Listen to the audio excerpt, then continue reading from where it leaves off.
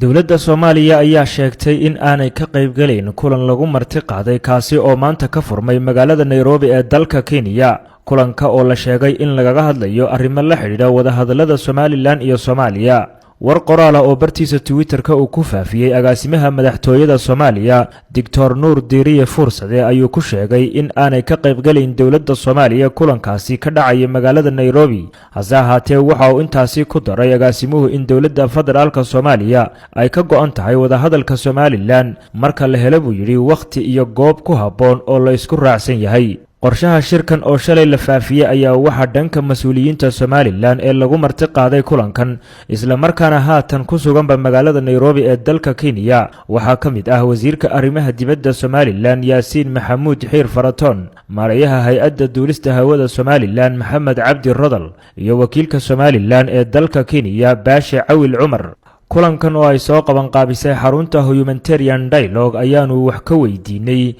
waxa uu xilligan ka dhigan yahay shirkan lagaga hadlayo arrimaha wada hadallada Somaliland iyo Soomaaliya. Professor Ismaaciil Hurre Buuba oo horay xilal kala duwan uga soo qabtay labada dhinac ee wada hadlaya. Professor Buuba ayaa kulanka ku sheegay in uu yahay mid lagu falanqeynayo arrimihii horay ee wada hadallada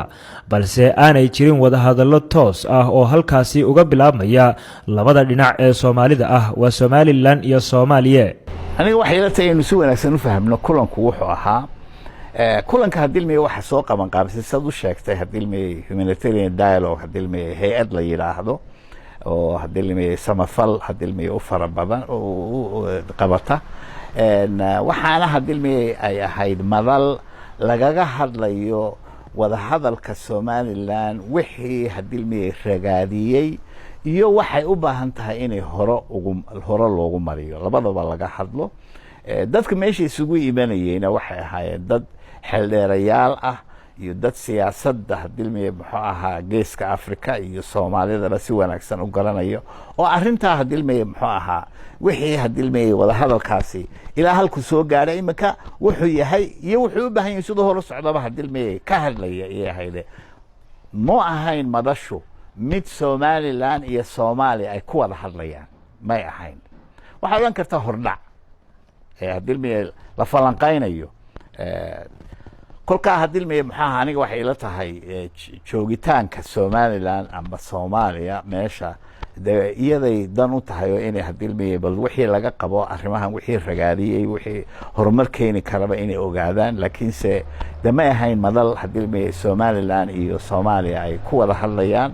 kolkaas hadilmay Soomaaliyana xarbay wahayd inay timaado Somaliland ay xor timaado malay khusaynahayn ba wada hadalkooda guud ahaan bay khusaynaysaa laakiin se madal lagu wada hadlaya ma aha.